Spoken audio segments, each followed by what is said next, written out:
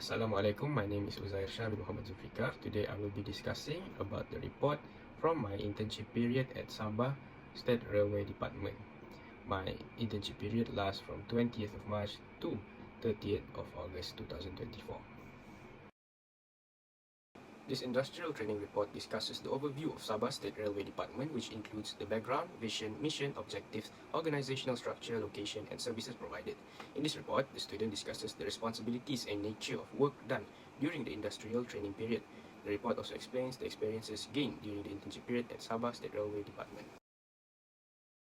The history of Sabah's railway system traces back to the colonial period under British rule, initiated with the construction of the first railway in 1896 by the British North Borneo Chartered Company (BNBCC. This inaugural railway, stretching 37 kilometers from Beaufort to Weston, was engineered by Arthur J. West, responding to the growing demand for natural rubber and tobacco from regions like Tenom. Additional tracks covering 65 kilometers from Beaufort to Malala were later added to facilitate agricultural transportation to Weston, a pivotal port for exports. The railway also serves as an important transportation to carry goods to Kota Kinabalu for international trade. The railway facilitated local commerce, enabling communities along its route to transport and sell produce like rice, vegetables, and fruits in towns such as Tenom and Beaufort. The completion of the railway line from Beaufort to Kota Kinabalu in 1906 catalyzed urban growth along its path, fostering the development of new towns like Membakut, Papar, Kinarut, and Putatan. However, the railway system faced significant setbacks during World War II, which resulted in substantial damage to its infrastructure. Since 1979, the railway has operated on a track length of 134 kilometers, primarily linking Tanjung Aru to Tenom. Until 2005, the Sabah State Railway operated tourist services featuring attractions such as the Vulcan Steam Train, North Borneo Railway, and whitewater rafting activities from Rayo to Pangi. Originally known as the North Borneo Railway and formally established in 1914 under the Ordinance of North Borneo, it was renamed the Sabah State Railway Department (JKNS) following Malaysia's formation in 1963. Today, Sabah State Railway Department has continued to serve the people of Sabah by providing affordable yet conducive public transportation. The headquarters of Sabah State Railway Department, where I was placed, was located in the Tanjung Aru Station. It is located near to the airport of Kota Kinabalu International Airport. As we can see from the organization chart, the director of Sabah State Railway Department is Mr. Insignio Muhammad Safri bin Abdul Habi, while the department I was in, which is the traffic department, is headed by Mr. Adi Zulfadli. As we can see from this picture, this is the train line spanning about 134 kilometers across the west coast of Sabah, starting from the Sembulan station up to the Tenom station, which would take a total of journey for about 6 hours total of journey to complete the whole line. As for the Sabah State Railway services, their main services will be transporting passengers to their desired destination. And the train that the Sabah State Railway have right now could carry up to 80 passengers.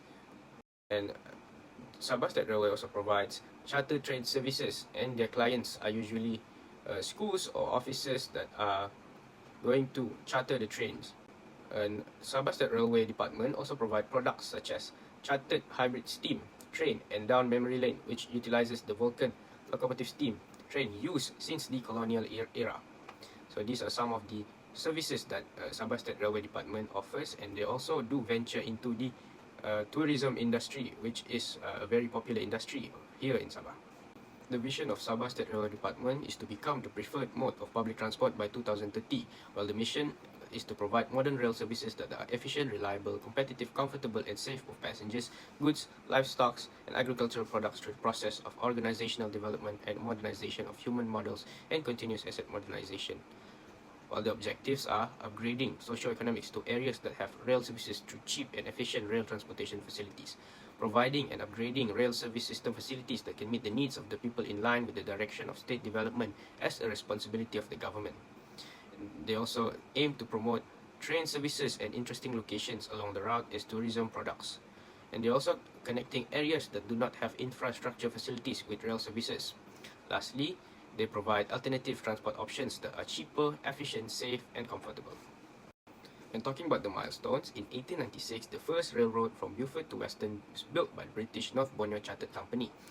In 1906, the railway line from Beaufort to Kota Kinabalu was completed, and in 1914, they formally established North Borneo Railway.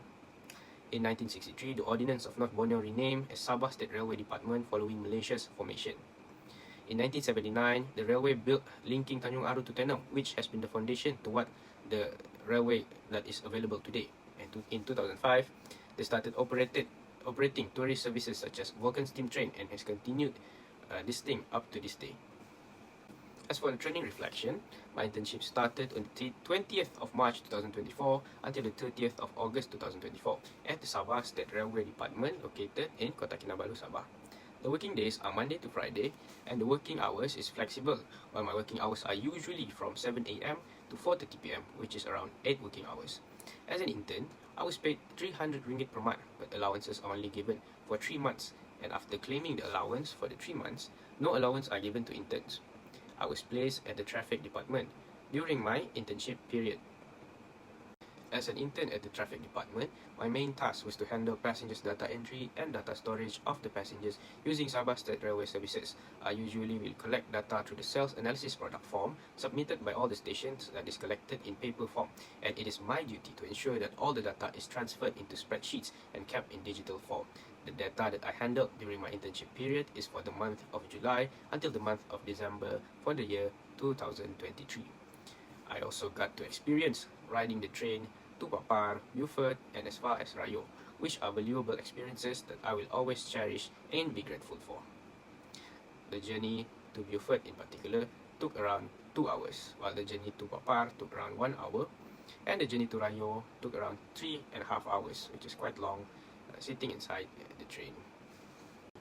My other responsibilities as an intern at the traffic department is clerical work of checking the overtime claims for traffic department workers, who are mostly those working at train gates alongside the railroad. Those working under the traffic department are mostly workers who open and close the gate to block the road that is crossing the railroads. Usually, at the end of every month, they would submit their overtime claims form, and I will be tasked to ensure all documentations are complete and their working time is accurate.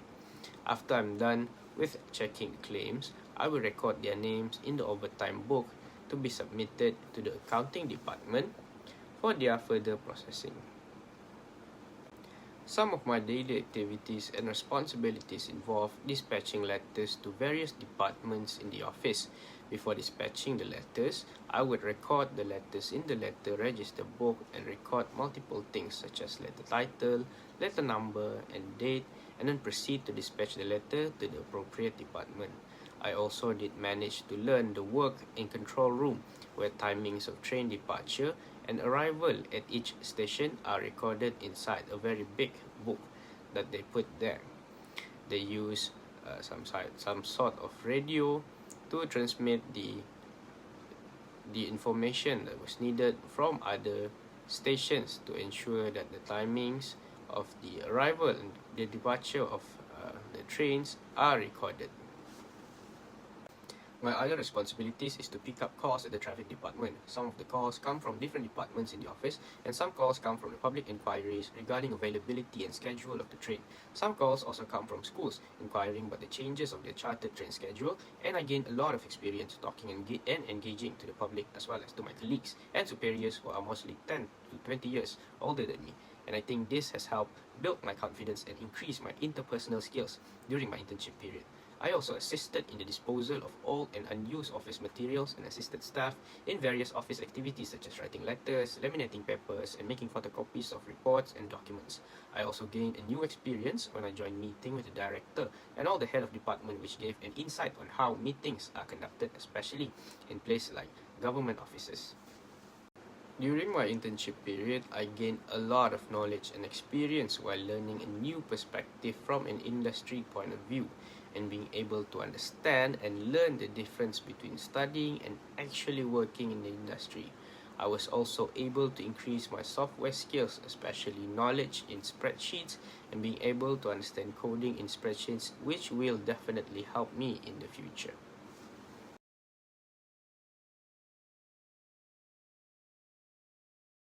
As for the SWOT analysis, we will begin with the strength first. So the first strength of Sabah State Railway Department is they are able to provide transportation services, especially for people living far away. Sabah State Railway Department managed to provide transportation services for people, especially those living far away from urban centres such as Kota Kinabalu. The Sabah State Railway Department station in Beaufort is the first station for the train to depart at 5 a.m. and this helps people that doesn't have private vehicle to be able to go to work in urban centres like Kota Kinabalu. There are also train station in Tenong, which will definitely benefit people living there. This could help people to go to work and subsequently help them get better financially. Sabah State Railway Department could also provide affordable transportation services, as they are government-owned transportation services. Hence, their main goal is to ensure that the railway mode of transportation are able to benefit the people of Sabah by making the services affordable for the people. For example, the ticket price for Beaufort Station to Tanjung Aru Station is only RM4.80, which the cost amount to only around RM96 per month if they do return transport every workday, and there are also monthly ticket that costs less. This is much better than having to pay for petrol, which would cost way more in a month, which is up to around 150 to 200 ringgit. So only paying less than 100 ringgit per month is very cost effective and will benefit those in Sabah, especially those considered in the B40 segment of economy. As for the weaknesses in the SWOT analysis, the first one would be the poor condition of trains. Some of the carriage at Sabah State Railway Department are in poor condition, such as their carriage leaking air conditioner, which leaks around passengers and could potentially cause discomfort for passengers. Some of the carriage does not have air conditioner, which is not ideal as weather in Malaysia are quite hot and this could cause discomfort. While the next weaknesses can be seen in their limited service and stations. The services are quite limited and there has been an increasing demand for the people to add more services, especially from Papar to Tanjung Aru station, and this is probably due to increasing number of people using this particular journey. There are also still a limited number of stations, as there are many new places in Sabah that needs connectivity to this railway mode of transport, especially in the west coast part. There have been research being done to build a new station in Sepanggar, as Sepanggar is one of Sabah's biggest industrial area, and building a new station there could be beneficial to the economy of the people. And the last weaknesses can be seen in the poor data keeping. As someone who is tasked to do data entry, the biggest weakness would be the way data are being kept using the form, and this traditional way needs to be changed to a digitalized way. The traditional way could potentially causes missing data and it will take longer time to do data entry for each station. The next part of the SWOT analysis is the opportunities. And the first opportunities is they should be providing more stations. Sabah State Railway Department should take up the opportunity to start building more stations around the west coast, as there has been an increasing amount of new areas that could benefit from the rail transportation and new economic and industrial zones such as Kota Kinabalu Industrial Park KKIP, who could definitely benefit massively if a station is built in that area. This will also benefit the state of Sabah massively, especially in the economy of the people, as they could find workplaces at KKIP and have a transportation mode that they could utilize. The next opportunities that they should take is the upgrades of train. Sabah State Railway Department should also look into upgrading their trains, such as using better carriage that provides comfortable seats, air-conditioned carriage, and also toilet in the carriage, which will improve the comfortability of the carriage. The Sabah State Railway Department should also look into upgrading passengers' train capacity and ensure that there are more people that could be fit into the train. And the last opportunity is better record keeping. The record keeping for things such as passengers' data needs to be managed and stored in a more efficient way, such as using software and storing passengers' data in the cloud-based software that can be updated in real time by staffs from each stations. The traffic department will definitely be able to collect data and analyze it easier, as data can be retrieved easier. This will subsequently help traffic department to understand passengers' travel pattern and make decisions such as adding or decreasing services at a particular time. And there are three threats that we could discuss, and the first would be service disruption. Service disruption could happen when there are problems that arise, such as train malfunctioning or obstacles found on railway track. This could prevent railway service from functioning properly and causes a dissatisfaction among passengers. Next is natural disaster. Natural disasters such as flood and landslide has already happened before and continue to be one of the biggest threats for Sabah State Railway Department, as this condition could lead to serious problems such as damaged railway track that could take a lot of time and money to replace. The last severe flood that hit the west coast of Sabah, particularly around the stations from Beaufort to Tenong, has caused huge disruption as the railway tracks were damaged and misplaced due to the severity of the flood and has yet to reach full recovery status. The last would be decreasing demands. Sabah State Railway Department could also face the problem of decreasing demands due to passengers' dissatisfaction or disruption, such as damaged railway track. This could lead to the waste of government's resources and money. For the case study, I've chosen train frequency to be my case study. Train frequency can be defined as the time it takes for the arrival of a train at a particular station or destination. The train frequency at Sabah State Railway Department can be identified through the service number, which are divided into two categories, which are the North Service and the South Service. And these services are considered limited as there are only one train in each of the service at a particular time. There has been an increasing demand for added services as there are high number of population, which leads to higher amount of train passengers. People are discouraged to utilize the use of train due to the low frequency and availability of train, and this could affect demands. There has been a growing demand for train frequency, especially from Papar to Tanjung Aru, and this is probably due to the increasing number of people in Papar that are working in Kota Kinabalu. And this is further emphasized after the poll conducted by Sabah State Railway Department through the social media, and people are asking for more service, especially from the Papar to the Tanjung Aru station. A study conducted in China regarding train frequency suggests that simultaneously optimizing train frequencies, routing, and passenger assignments in high-speed railway networks can enhance efficiency and service quality. Although this research particularly focused on high-speed rail, it could also benefit Sabah State Railway Department as the frequency aspect can be used as a guideline or example to help boost ridership. The study aims to minimize total train travel time, passenger travel time, average capacity utilization, and maximize average train attendance. The frequency of train services significantly influences passenger numbers and their travel decision. Higher frequencies on specific routes improve convenience by reducing wait times and offering more travel options, potentially attracting more passengers. Low frequencies may discourage passengers due to longer waits and limited travel choices, leading to underutilization of trains and reduced passenger satisfaction. The frequency of train service significantly influences passenger numbers and their travel decisions. Higher frequencies on specific routes to improve convenience by reducing wait times and offering more travel options, potentially attracting more passengers. From this case study, Sabah State Railway Department could learn that basically increasing the frequency of trains to ensure that more people can get on their trains is one of the ways to attract and increase demand for the passengers train. This should be implemented, and this could be implemented quickly as this is an easy fix for the Sabah State Railway Department. As for the recommendation, Sabah State Railway Department should definitely look at their weaknesses and improve where they need to improve, as the weaknesses that have been identified in this report can be fixed within a small period of time, as the only costly changes in their weaknesses is to purchase a new passenger carriage, but the other two can be done immediately, and this will definitely increase efficiency within the department and customer satisfaction could also be fulfilled.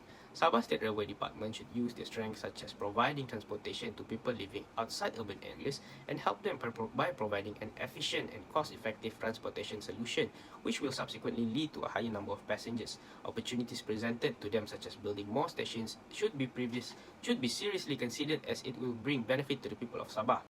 In conclusion, during my internship at the Sabah State Railway Department, I acquired valuable new experiences and knowledge.